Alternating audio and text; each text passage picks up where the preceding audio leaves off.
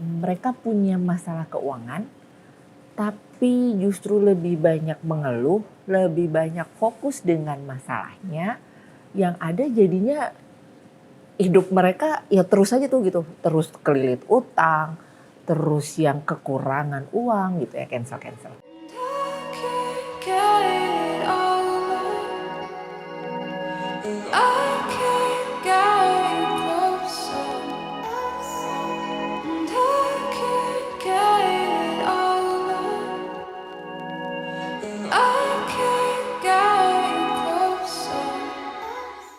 Halo, ketemu lagi bersama saya Madam Ara dalam sharing session.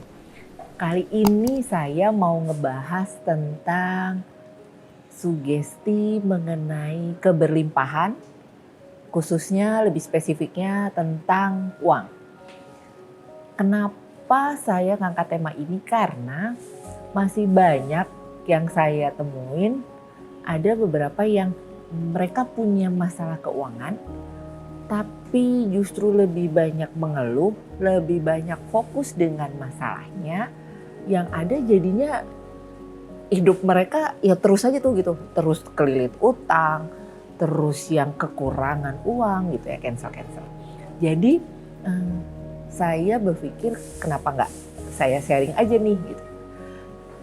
Karena menurut saya gini, sebenarnya siapa kita sekarang itu terdiri atau terbentuk dari sugesti-sugesti kita zaman dulu. Zaman dulu tuh mulai dari kita ada di kandungan, itu sugesti-sugesti itu sudah terbentuk.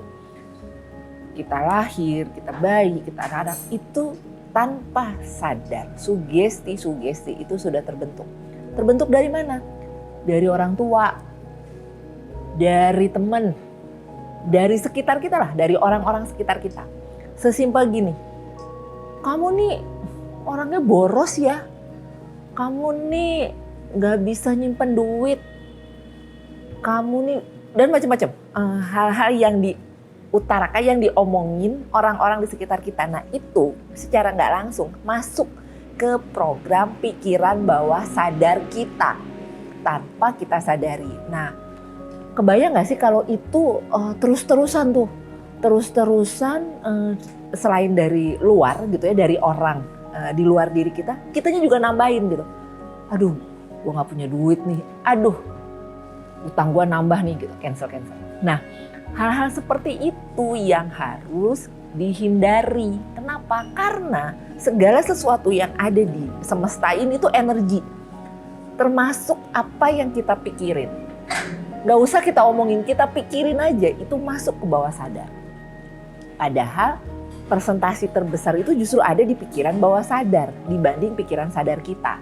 Nah, kebayangkan kalau kita sepanjang hidup tuh adanya fokus sama masalahnya gitu ya, kurang duit gitu ya, punya utang banyak dan sebagainya, cancel. Nah, itu akan mempengaruhi hidup kita sekarang dan juga nanti gitu. Nah, terus mesti gimana nih? Satu, ubah pola pikir, ubah cara pandang kita, fokus dengan hasil yang kita mau, fokus dengan keberlimpahan, fokus dengan kekayaan, fokus dengan banyak duit. Nah, tapi percuma kalau kita hanya fokus, tapi kita tidak bisa atau belum bisa ngerasain itu gitu. Maksudnya gini, saat kita fokus dengan apa yang kita mau, jangan ada sanksi nih dalam diri. Maksudnya gini, gue pengen punya tabungan 100 juta misalnya gitu. Tapi di sini gini, emang bisa? Mana mungkin gitu. Nah, itu termasuk kontra nih dengan apa yang kita pikirin, kita mau itu kita capai, tapi kitanya ngelawan sendiri nih gitu. Nah, gimana bisa dapet orang kitanya sendiri nggak yakin. Jadi di sini adalah gimana caranya kita sudah minta itu gini, gue pengen gitu. Dan usahakan spesifik ya, jangan cuman gue mau kaya gitu, tapi lebih spesifik. Gue mau punya penghasilan sekian juta sebulan, gue mau punya mobil merek apa, berapa, itu juga diomongin. Jadi lebih spesifik apa yang kamu mau, yang pengen kamu dapetin gitu. Nah, setelah kamu sudah bikin spesifik, sudah tahu apa yang mau, kamu tulis. Kamu tulis dan usahakan konsisten setiap hari, paling tidak 40 hari. Kenapa 40 hari? Karena dalam 40 hari itu kita sudah, bawah sadar kita sudah terbentuk gitu. Jadi ulang terus, tulis yang spesifik apa yang kamu mau tentang keberlimpahan itu.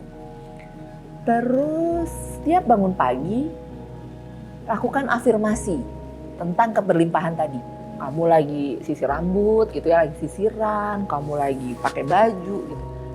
Kamu omongin, pagi ini keberlimpahan datang pada saya bisa ketemu klien yang nantinya bisa deal sekian juta, saya bisa apapun, tapi tadi selalu usahakan spesifik, jangan ngambang, jangan terlalu general, supaya semesta nangkep tuh energinya dan untuk mendapetinnya bisa lebih cepat gitu. Jadi satu tadi, usahakan untuk repeat terus menerus supaya masuk ke bawah sadar kita.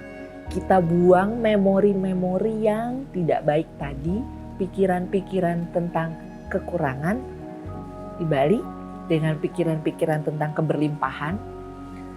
Yakin, jangan sanksi, supaya kita bisa nerima.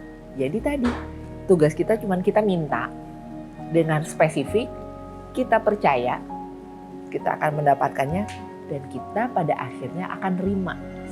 Gitu. Jadi tadi sugesti-sugesti yang sudah numpuk nih di kepala, yang secara tidak sadar terbentuk di bawah sadar kita, itu lama-lama bisa terurai, bisa hilang, digantikan dengan sugesti-sugesti positif yang kita terapkan.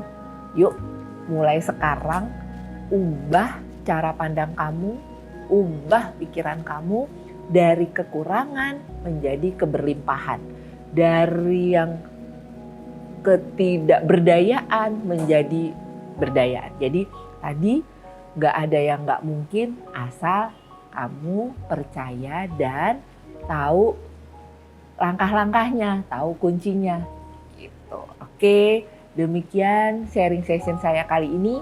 Semoga bermanfaat. Jangan lupa kalau misalnya kamu punya ide, saya mau sharing apa gitu ya, saya mesti sharing apa, tulis aja di komen. Tapi jangan lupa sebelumnya subscribe dulu dan like. Terima kasih.